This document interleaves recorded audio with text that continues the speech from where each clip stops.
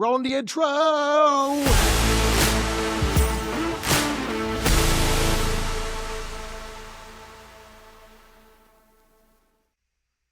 All right, another week, another episode of the Ride Along, and we're going right into the guest segment here because this is just inspections, and more inspections because we got Mr. Ryan Wall from Hello Home Inspections on the show here today. But first and foremost, to my stunning co-host Matt Brading, how's it going out in Texas? You have changed up the background lighting in your studio. I change it up every now and again. I just like to keep it interesting, but things are going fine in Texas. I just arrived back from the Round Rock area, which is just north of the Austin area. Ryan, I believe you might be familiar with the Round Rock area of Texas. Is that correct? I am familiar. That is where Hello Home Inspections was born, was in Round Rock, Texas in the spring of 2020.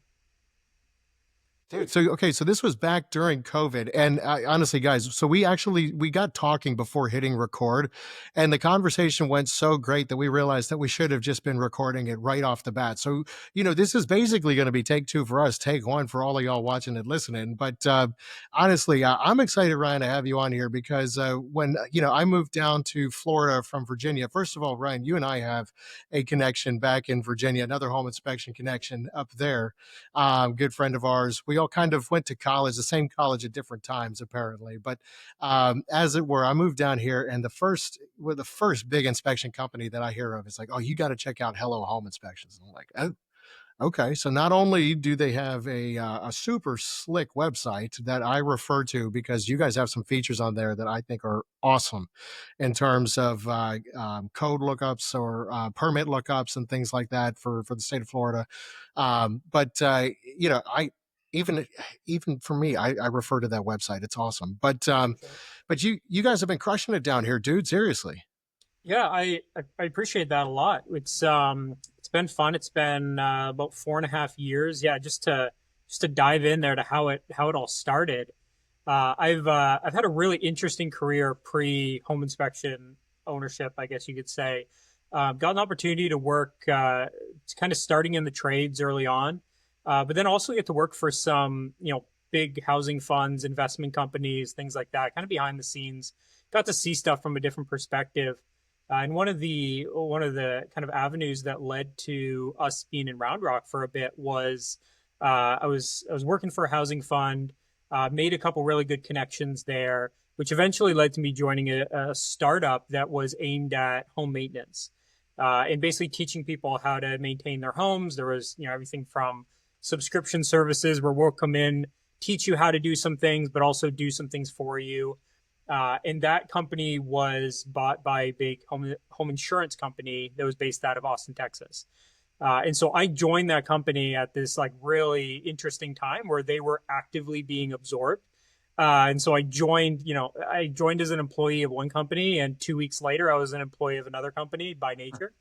And so that's what took me to Round Rock or just north of Austin, Texas. There was part of the role was to be present in their offices in Austin. It just so happened that was in the spring of 2020. So it seemed like a great time to move. Nobody was on the road. It was like, all right, things are kind of, slowing down a little bit. So my wife and I packed up and moved to Austin, Texas. We were there, I think about a week before my official first day in the office. Walked in, they handed me my computer and said, hey, it's probably kind of weird. The office is empty. There's this thing going around called COVID. And if you don't mind just chilling out at home, we're going to kind of be remote for a week or two. Until things go back to normal. Yeah. And 9 15 months days, later, man. That's all it is. 15 days to flatten that curve. Yeah. And 8 or 9 months later, still sitting on that couch at our rental house in Round Rock, still technically doing this job, just not in the capacity that we were planning on. So there was just a lot of free time. So I used that time to dive into my home inspection course. I already had started it with a previous employer, and so I was like, why not just finish this? Because I figured at some point we're going to end up back in the Tampa area, or at least in Florida. So went ahead and finished that course and said, hey, we'll see what happens. And by mid-November of 2020, we were back in Tampa, for the foreseeable future, and figured, hey, I'll do a home inspection or two on the side and threw my number up on Google My Business and just stared at the phone for a month, just praying it rang. That's funny because you had mentioned that at first it was like supposed to be that kind of a side gig. Yeah. And that's really kind of where I started too, because I was in a dead end job. I was in a job where like I couldn't grow anymore, and I really felt like I had more to offer, but it paid me very well, and I had family support. So I thought like, Yeah. how am I going to do this? How am I going to figure out how to like make more money, make a better lifestyle for myself, and do something that actually made me proud of what I was, doing, Yeah. because I was just existing over there, and so I started home inspections, thinking like, yeah, I'm gonna start my own home inspection company, kind of do this on the side. You probably learn as much as me, like it pretty quick. Like once you start putting money into advertising and everything, like this really isn't a side gig, especially if you want to maintain your license. If you're in a license state that requires it, maintain your license, your insurance, and all this stuff. Like you got to be bringing in, several inspections to make that make sense, Yeah. and for you to actually start making money. And by that time, you're like working two full-time jobs. It's like, well, why don't we just do home inspection then? Hey, I got a question for you though. I love the name Hello Home Inspections. Like if I think a lot of people like fall into naming the company after like their initials. Sure. But my company name, I mean, I love it, right? But it has limited me a little bit. I mean, not that I'm trying to be, a nationwide company, but I couldn't, right? I can't move. I couldn't move to another state, and I would have to change the name of my company. I think it'd be weird to move to Florida and have Texas Edge Home Inspection. I don't think anybody would hire me, right? And so, but I mean, so I've made a name for myself here. But if I moved, I'd have to change that, right? Where you, Hello Home Inspection, you've made a name for yourself, but that's totally universal. You go nationwide, you can move, you can do whatever you want to do. And the name itself is just super inviting and unassuming. I don't know. I really like it. How'd you come up with that? Yeah, no, I appreciate that. And it's funny looking back on it for all the things you just said, right? I had a couple really good mentors in the business startup space who taught me a bunch of things. But one of the things that always stuck, especially when thinking about naming a business, is never name yourself something that either geographically or otherwise like pins you to a Damn it. location. So to your point, like I went through all those, like, what is it? Is it Tampa? Is it Florida? Is it, tropical, like anything that truly does, hey, this would be awkward if I went elsewhere, was off the table for me. I think this calls for it's not supposed to do that, right? Yeah. I did that. The second thing was the reason I like Hello. There was a lot of, I was in that kind of like startup Silicon Valley world. Those were a lot of the people I was like shoulder to shoulder with, especially when I was in the housing funds and when I was in Austin. A lot of their just like basic contact domains, like it was always hello at startup, right? It was like they're like, that was what they put publicly. It just seemed inviting. It was like, okay, Yeah. maybe it's a trend or a fad, but I kind of liked it. It just sounded nice.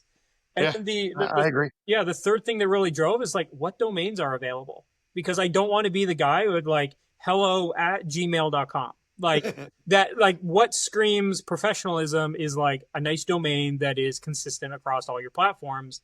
And so as with, any business that I've started over the years, it's always, obviously business concept first, but like before you launch, making sure like that domain is available, like not only for websites, but email addresses, all of that kind of stuff. And Hello Home was available in Florida, and it wasn't registered previously as an LLC, and the domain was available. And so we just grabbed it and said, all right, let's go. Let's see what happens. And over the years, it's kind of become a joke. Everything I get into, somebody will just say like, oh, what is it? Hello what now, right? Like it's always hello something. So I'm not going to say I haven't bought all the domains. Anytime I run into something clever, I'll laugh about it, go home and buy the domain just in case.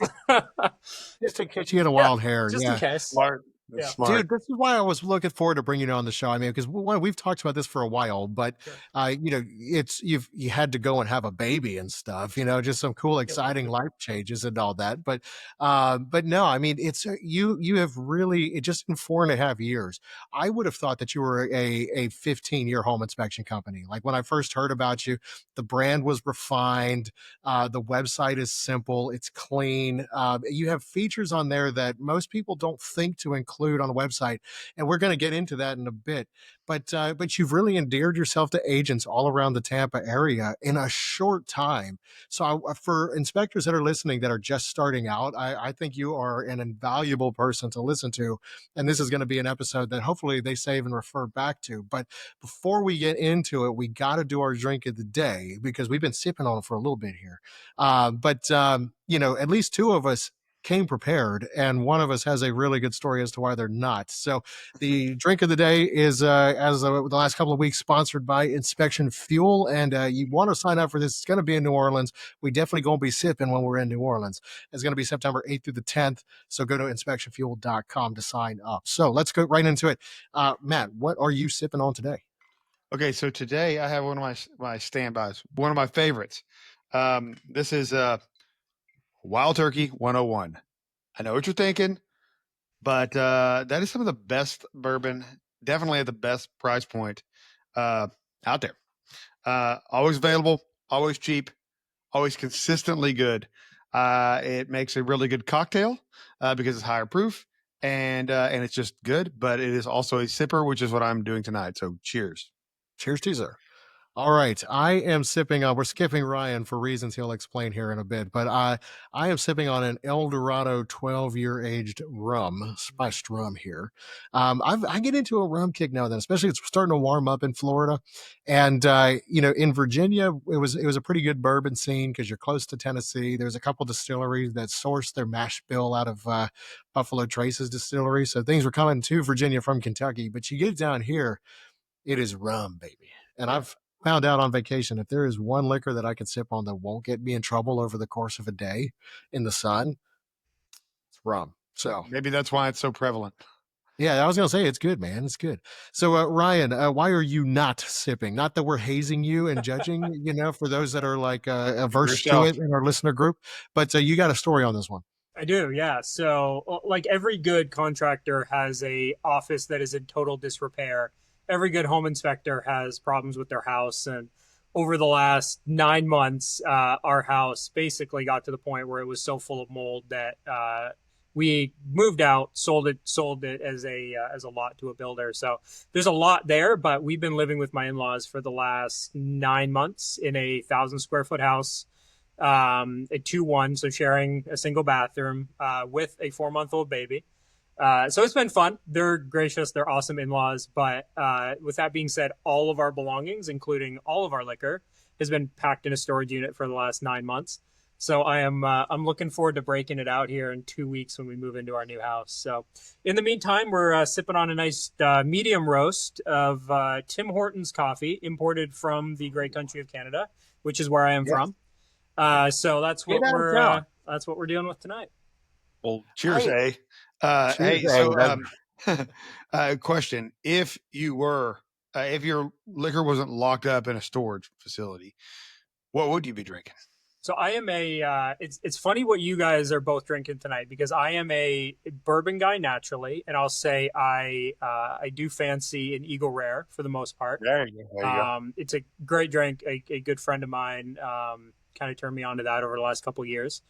But if I'm not drinking, I guess seriously, so I'll say there's my serious drink where I'll sit down and have a good bourbon. If I'm just enjoying my day by the pool, it's always rum. And I'll be honest, a little bit of coconut rum, that's where it's at. So I hear that. Ain't nothing wrong with some coconut rum. I get it. I got a bottle of Eagle Rare back over here, so I know what you're talking about. love it. Dude, Well, that's cheers. good, I man. will have not an Eagle Rare, but I'll have a turkey for you. I love it. So, dude, Ryan, let's talk a little bit more about how you've kind of built out the brand with Hello, because you guys have done a masterclass job with it. So, I mean, you told us off air before we got started that really, and I found this kind of amusing. Your goal with starting as an inspector was maybe to make the odd couple $100 or so here and there, which, we've talked on the show before about raising prices, and you actually were the one that told me recently that I should raise my prices down here. So I feel like you've definitely broken out of that, couple $100 here and there mold for sure. But how did that take off, and how did you end up scaling the business? Was it a product of COVID? Was it a product of marketing? Did you learn the marketing side as you went? Yeah, I great question. So I would say first and foremost, like not immune to the fact that I got started at a really great time in real estate, right? Things were flying off the shelf. I was just like looking back through some of these graphs that are always fun to look at, on years past, and just some crazy numbers. The first what was it? The our highest like count of inspections ever was in our second year in July. It was just like a home insurance company went under, and the phone just rang off the hook. Everybody trying to switch providers, right? So we were doing like 6, 7 inspections a day, 3 guys, like just flying through these insurance inspections. And so, um, yeah, the goal initially, going back to your question, was just see what we can do, and make a some extra bucks here or there, Christmas money, holiday money, whatever we want it to be. And really quickly, it grew to more than I could handle part time, and that's kind of what I used as my initial trigger to hire my first guy, and then from there, kind of a similar trigger. But um, yeah, the success that we've had down here is nothing short of just relationship based. And it's easy to say that, you like look through the Facebook forums, and you see a lot of like newer folks getting in and saying, hey, where should I invest my money? Is it Angie Leads? Is it like, should I go to BNI groups? Is it, where do you spend your time and spend your money?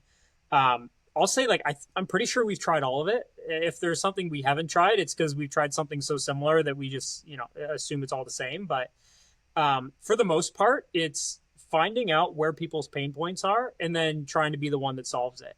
And even if you don't do that perfectly, I feel like people see the effort in you trying to solve their problems, and they naturally want to do business with you. And so that's what we've kind of seen over the years, and I really think that's what allowed us to continue to grow consistently over the last 4 or 5 years. Here is anytime we feel like we're hitting a slump, or just like not going either as fast or as hard as we want to. It usually boils down to like we're not trying to solve people's problems anymore. It's like we think we've figured it out, and we're just trying to do what we think we should do, and we've stopped really asking the important questions. And so, we'll probably get into it a little bit later as to like what I'm doing now as well, and in addition to inspections. But that's really what it's all about, is just solve people's problems. And the only way what problems they have is if you genuinely just ask and start those relationships. So yeah, I think one of those first pain points that we discovered and we started solving, was the first couple agents we worked with was like, hey, why did you choose us, first of all? And 9 times out of 10 it was, well, I didn't, my client did. Like, I have my guy, but it's great to meet you, but I'm going back to my guy. But as soon as you hear that, it's like, that's great. Like, I'm glad you have a guy. Why do you like the guy that you use? Like, you don't have to use me. I'm genuinely curious why you like the guy that you've used for a while. And really quickly, those answers tend to, start aligning. And sometimes there's really bad reasons why, it's like, oh, because he makes every deal easy, or because he's really, really cheap, right? Like, those reasons are out there. But lots of the reasons that stuck were simply, they make the process smooth, or like they educate my buyers instead of just like giving them lists or things like that. And so kind of picked up those little things along the way, and just kind of started implementing them. I love healthy competition. I think it's important in business. But if I'm not constantly learning from, I guess, who I would consider like competition, what am I doing? The goal isn't just to like see what somebody else is doing, laugh at it, and then go do something else. It's like, hey, if somebody's making a living doing something, they're doing at least something right, and you want to take what you can. And it's not always going to be a perfect copy, but man, I've learned so much stuff from what I would consider my competition down here, which a lot of them are great friends now, which is really cool. Obviously, like Brad, we met through a connection, but ended up down here anyway. But yeah, have multiple inspectors here who, my phone rings daily, us talking just about like, hey, what's the fastest way to get a customer result on a lab test?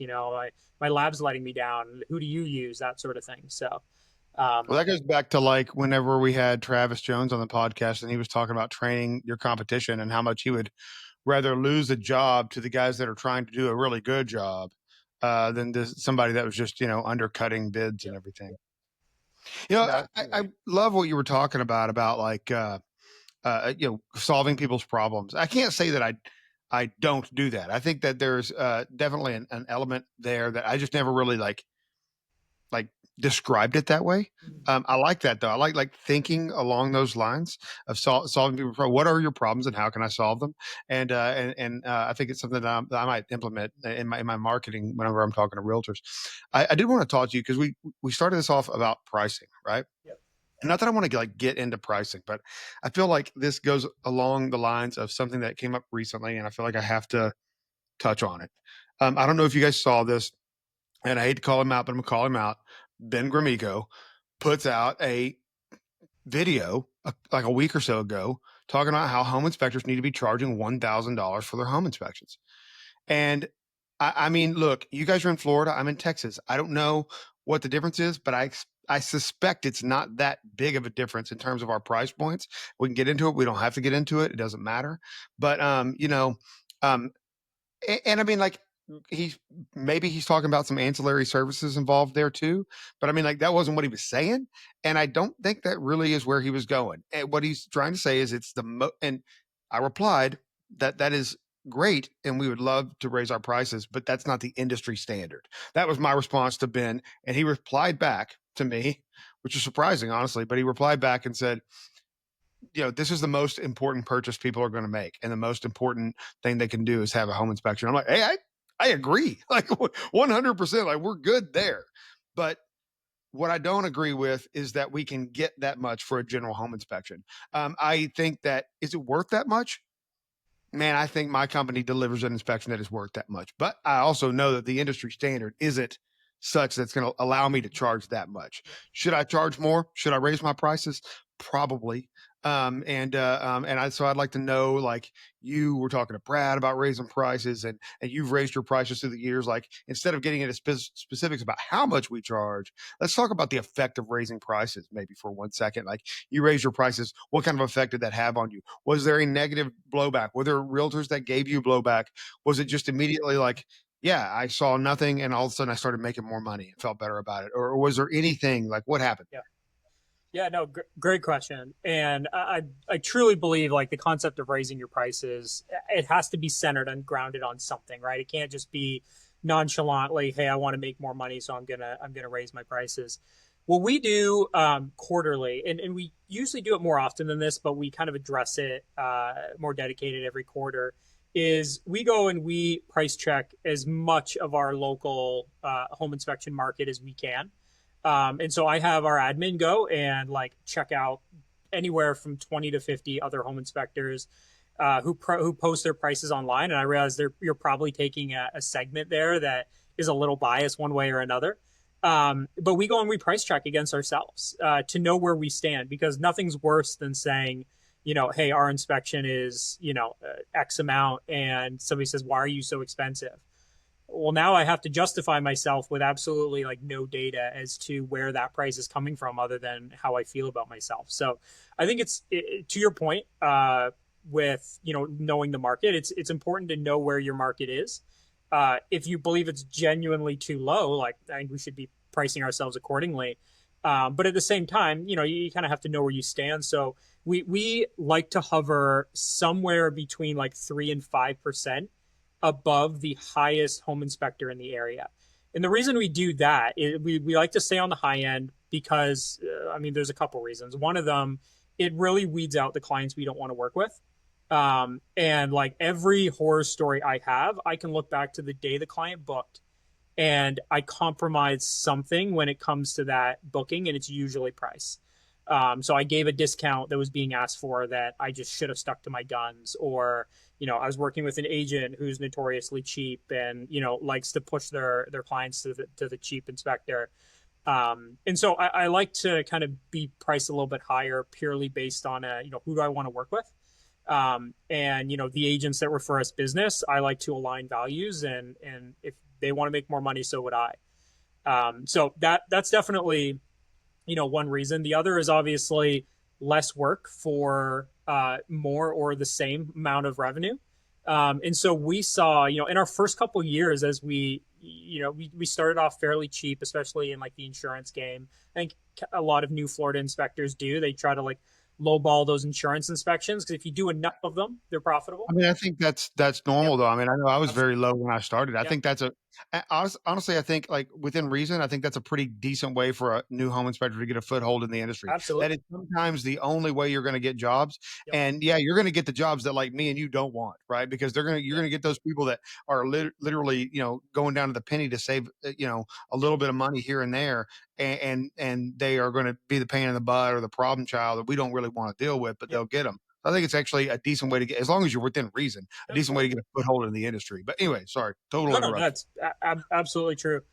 Yeah, so we, those first couple of years, it was, how much, or as we raised our prices, the amount of inspections kind of stayed the same, revenue increase, and it made sense. It was like the two metrics kind of followed each other. And then you get to a point, and we got to that point maybe like 3 years in, where it was like, okay, how much more can I raise my prices, right? Like at this point, I'm kind of hitting that like $500 per inspection, no ancillaries, just home inspection mark, and it's like I could raise it to 550, but I know I'm going to start losing inspections to the next guy. So we kind of sat there for a little bit, and things were good. The inspection count kind of remained consistent, and so we raised it a little bit more that quarter, and then a little bit more the next, to the point where like our average inspection right now is sitting at about 675 pre ancillaries. And we are doing the same number of inspections, same size staff. We are not massive. We are myself not included, a 4 inspector team. So we're doing the same amount of inspections as we were doing last year with a 3-person team. But like revenue's drastically different. So we're able to like not burn out our guys. A lot of the guys we've hired over the years are like, hey, I was doing, I'm coming from a company doing 3 full inspections a day. How do you do that and be good? You can't. You absolutely can't. And I've done it. I've done 3 full inspections in a day, on a Saturday, trying to, just trying to wrap things up. But you never feel good about that. You never feel good about that product, and you naturally miss things. And so, our goal has been, how do we allow our inspectors to make a living? How do I make a living from this, while also giving people, their time that they deserve? We aren't open on the weekends. We're closed Saturday and Sunday, which is pretty wild in I think the real estate industry in general. Um, 'Cause everybody wants inspections on the weekend. absolutely. And I am proud to refer out Saturday and Sunday work to some great inspectors down here, because I think it says more about who we are to say, hey, I give my guys Saturday and Sunday off for a reason, because I want them to be with their families. But I know that like real estate's still moving, and so I have a really good contact for you. Yeah, Uh, I think that says a lot too. But I mean, like, I think it says a lot just that you give them off. Like, yes, the referral means a lot too. But the fact of the matter is, yeah, I get it. Real estate doesn't stop on Saturday or Sunday for that matter, right? But it doesn't stop on Monday either or Tuesday. And so, like, when is the day off? Yep, And these inspectors, they have families, yep, and a majority of people with families, they're going to have weekends. The kids are out of school on the weekends. It just makes sense. yep, I'm sorry, but if it can't wait till Monday, we're not doing it. yep, absolutely. Yeah, Well, it's and not only go ahead. keep going, Ryan. I'm sorry. No, you're good. I was just kind of going back to pricing a little bit. Mhm. It's so kind of, we talked about like the strategy of you can only raise your prices so much, and then you kind of price yourself out of the market. So oddly enough, we actually dropped our prices this quarter, not substantially, but enough to stay in line with the market. And it was kind of, we were on a trajectory to be, I think, a little bit like out of the ballpark.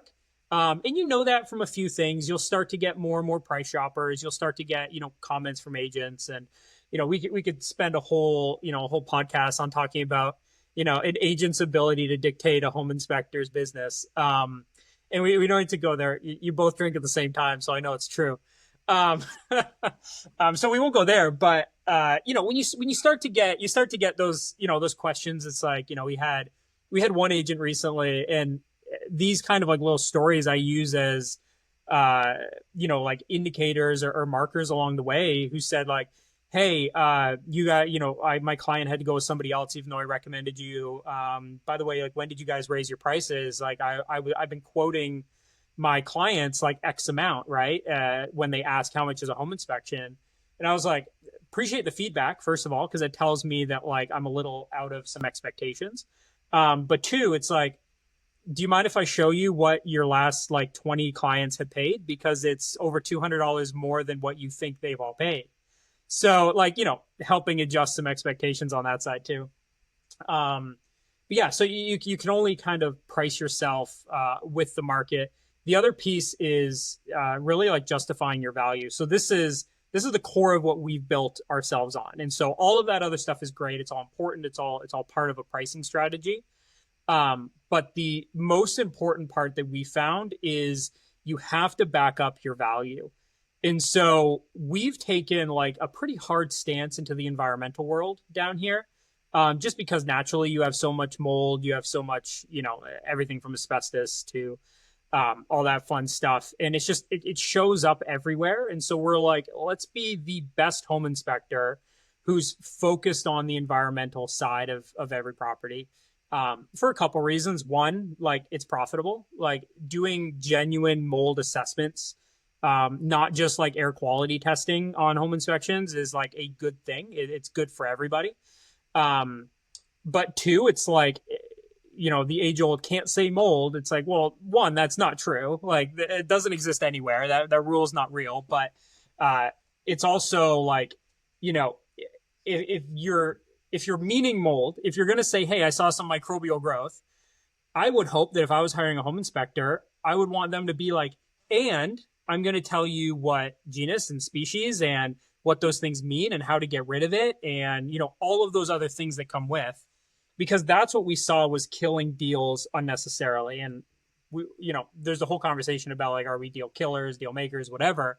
Like you want the house or the product to kill the deal if it needs to be killed. You'd never want it to be you as the inspector who kills the deal because of something you did or how you described something, or like, whether you over under exaggerated something. And so we looked as like, what is it that's causing our agents, our buyers the most grief? And it's a lot of this environmental stuff. So why wouldn't we be as qualified and as good at it as we could possibly be? And it just so happens that, both myself, Jordan, one of our other inspectors, like had the paper qualifications to go get our, mold licenses. So we did. And we've just really dove into that on a number of fronts, and we really focus on that kind of stuff. So, as much as we like the bulk of our business is home inspections, and we kind of charge according to what we think we're worth, we also have this whole other piece of the puzzle where it's like we're environmentalists, and maybe I can't say that, but like we try to understand, yeah, try to understand. You're marketing it that way, like you're modeling your company off of environmental awareness, whether or not you're environmentalist. I get that, but yeah, I understand that. And it's attractive to people, especially in this day and age, and in an area like yours, which is very similar to Texas, or to Houston, where we're super humid and dealing with all kinds of mold and stuff. Yeah, I get that. You mentioned his name, so we got to talk about this. So, we spoke about this before we actually went on air. I was going to keep it a surprise, but like as a content creator, I unfortunately don't get a lot of time to consume a whole lot of content. And so I go online whenever I try to make it a point to get on there and like watch some of my friends and see what they're doing. But years ago, whenever I had a chance to a little bit more, I was already starting before things kind of really started going for me. I was already starting to lay some groundwork with some inspectors all across the country. And one of those inspectors was Jordan Mason, and who is out of the Tampa area. Brad, do you know Jordan? I haven't connected with him now. Okay, so yeah, I've never met him in person, but we have communicated via the phone or just text or something like that and not in a while, but for the last several years. And so I was kind of following him, and really enjoyed his content. I like the way he put his content out there, and he always seemed like a really nice, honest guy. I sent him as much business as I possibly could, and then And so then, I found out that Ryan was going to be on the show today, and having no idea, I just a few minutes before the show, I was like, I got to figure out who this guy Ryan is, and so because I wanted to at least have some type of value. I didn't know, I didn't know I was going to, I didn't know we were going to so easily be able to chat, but I went and looked, and I was like, okay. I was trying to learn about you, and I didn't even look at the top to see like the name of the company, right? Because it's there. I didn't see it. I was flipping through Instagram, and then I saw Jordan, and I was like, wait a minute. And so then I went to the top and I was like, oh, wait, no, Hello Home Inspections. This Small is, world. and I realized that a few years ago, you and Jordan's company, I'm not sure what happened, but there was some type of merge or something. He told me about it as it was happening. And of course, I knew him. I didn't know you. And he's not as active online as he once was, which is a shame because still, Jordan, I still like the stuff that he put out there. Still like his presence online. But I don't think he much cared for the social media thing. Although, I mean, it's a connection maker, right? That's how I know him. That's how I know of you. So anyway, but that's beside the point. Yeah, I was familiar with Ryan, and you guys kind of merged. So what's the story there? You have Yeah. the cliff notes on that. Yeah, happy to talk about it. So yeah, Jordan was definitely one of the initial inspectors that I ever connected with when I started doing this. Can't recall even how that connection was made, but I know he was just always so helpful, like reaching out, Instagram, text, and I think when you're a new inspector, one of the biggest struggles you have is just like admitting you don't know what you're doing, and then finding Yeah. somebody who's like okay with being like, yeah, we were all there. Yep. I know you don't know what you're doing. Just ask me about it, and we'll help. And so there were several inspectors early on who were very much like that. But Jordan was one that stuck around for a while.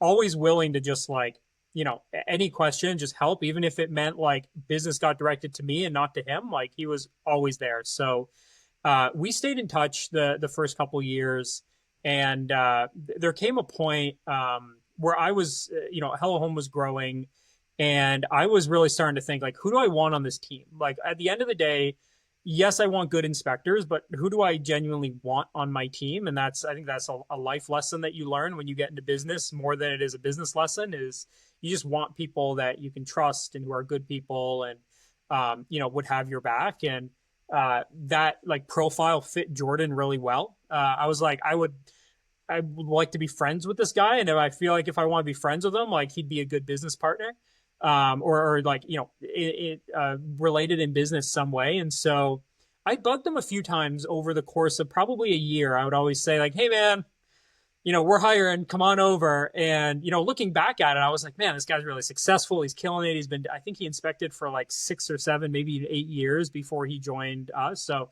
I was like, who am I? Who am I to ask this guy to come join this team? Like, clearly he's killing it. And I must have persisted enough because it got to the point where I think the trigger for him was he was having his third kid under 5, Right. his third girl under 5. And he's like, you know what? I love inspecting, don't love the business anymore. Like, don't love the business side of this. And I'd love to keep doing this and just not have the stress of, managing and running the business and the back end and all that. So, yeah, we chatted for a while, a couple months to kind of finalize it, but it was essentially a merger, a merger where his brand like died in the merger, and he became part of our brand, and we were really intentional about that. It was like, hey, agents in Tampa Bay, you probably know one of us, you probably know Jordan if you don't know me, and this isn't a Jordan Mason sucks, and so he's coming over here, or this isn't a Hello Home failed, and so we're joining Jordan. It was a Jordan's coming to join our team, and he's going to be a huge part of it, and would love for the business to kind of follow him over. And it was obviously very successful, but came with its bumps and challenges of everything from the logistics of like, he had a phone number that rang to his business for 7 years. It's like, how do you get people to stop calling that phone number, right? Like, there's those little things that seem little that are actually really important, all the way to, he did something he had all his procedures and systems a very certain way. And so adapting to our way of doing things, our culture is something that like I commend him for, because that's not easy to do after a long time, is, to change your ways of doing things. And I'll be the first to say, like, he probably took a couple steps backwards in his professional career coming over here, and then ended up helping, pulling us forward. So yeah, it has been a lot of fun. Jordan now runs our team, so he's like our operations manager. He trains all of our inspectors. He's still actively out in the field. He loves it, or at least he tells me he does, and I hope he does because he's great at it. He does a little bit of our socials. So like if you'll see like actual in the field videos on our like Hello Home Inspections Instagram, usually it's Jordan. But he's really focusing on the environmental stuff like we talked about earlier, really pushing into that realm while keeping our team up and running. So yeah, that was it was interesting because we went through the whole gambit of like what does it mean to buy and sell an inspection company, all the way to just like what does merging look like? What does starting a new company with two existing companies look like? And it's a lot of fun. Learned a lot of stuff through it, and I'm glad he's around and hope he's around for a long time. Brian, that because Jordan's good people. He's great. No, I got to meet him seriously. That'd be fun. I mean, one, just again connecting with other inspectors in the area.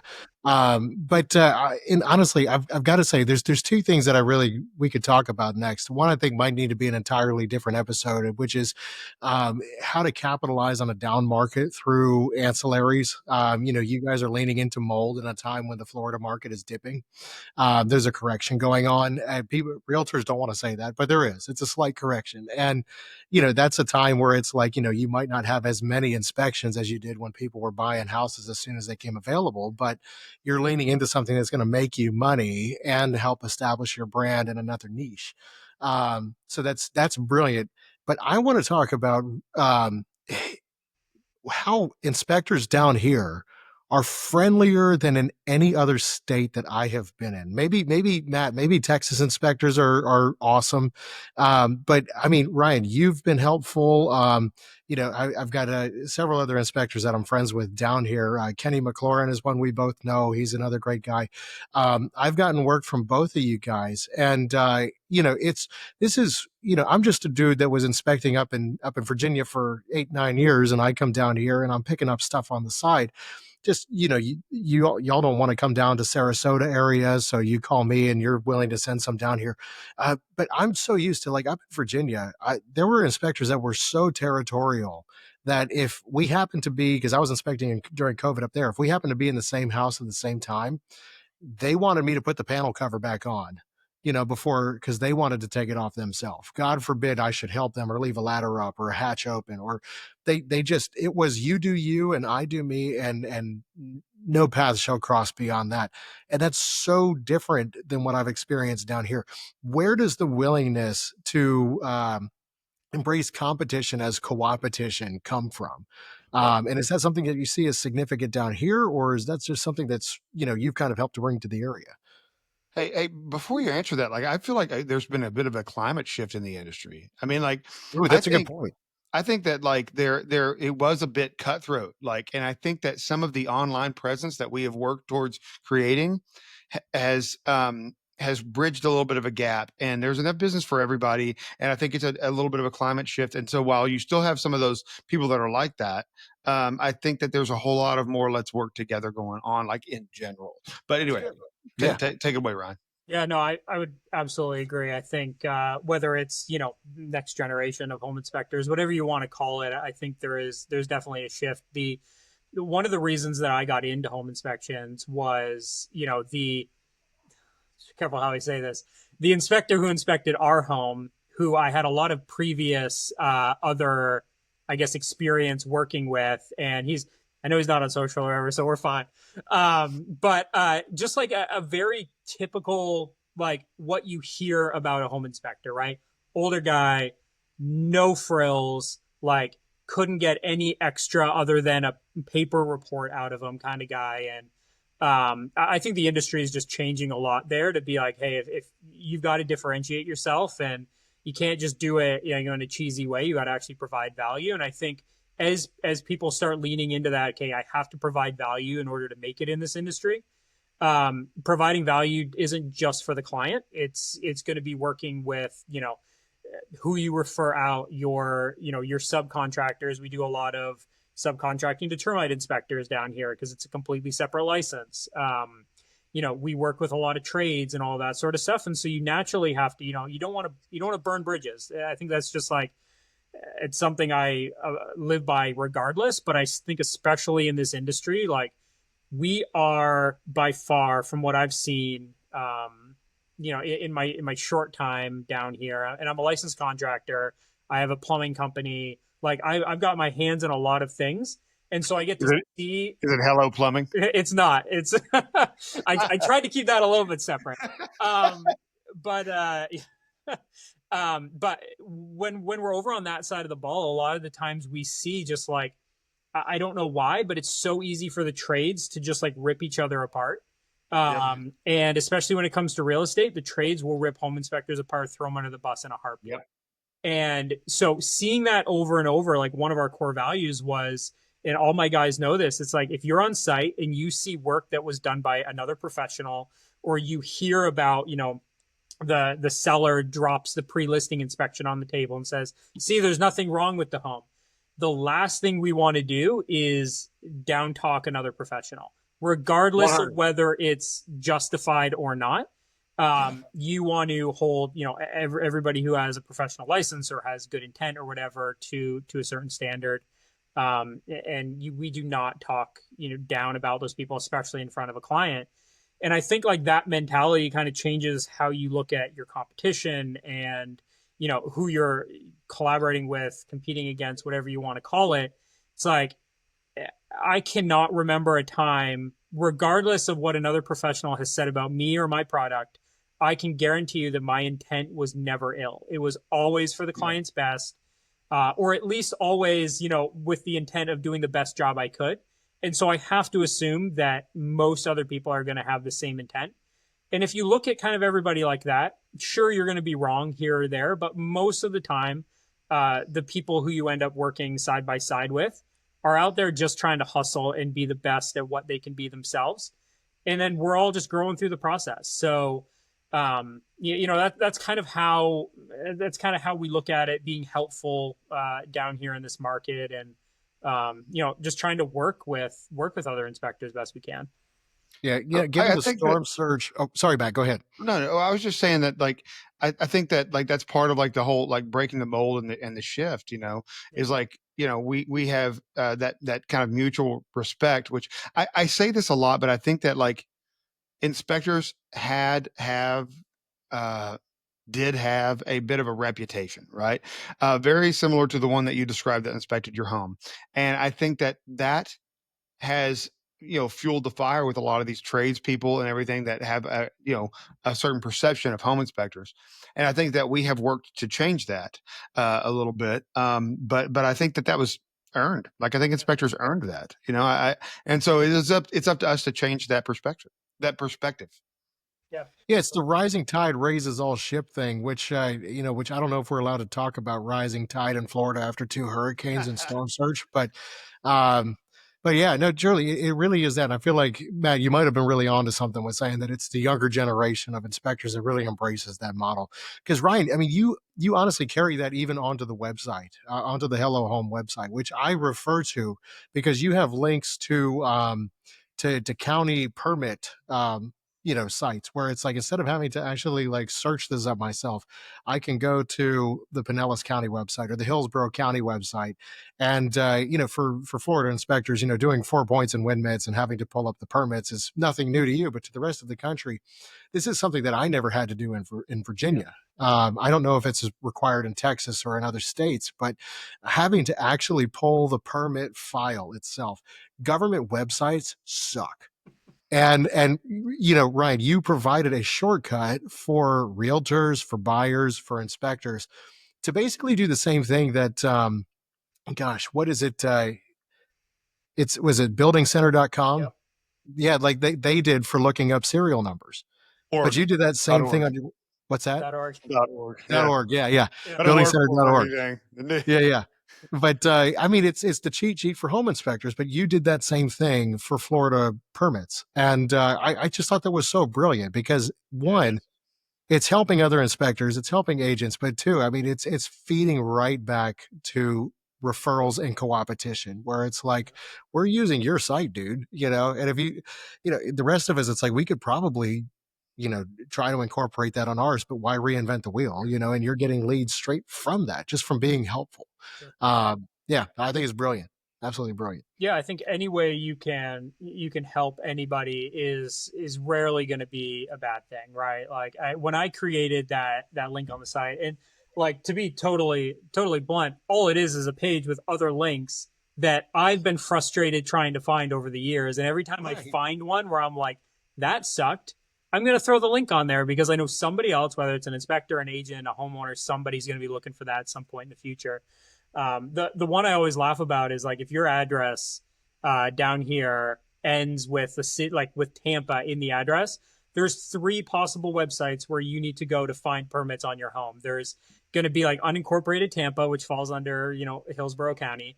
And then depending on the year, you're either going to go the old Tampa permitting website or the new Tampa permitting website.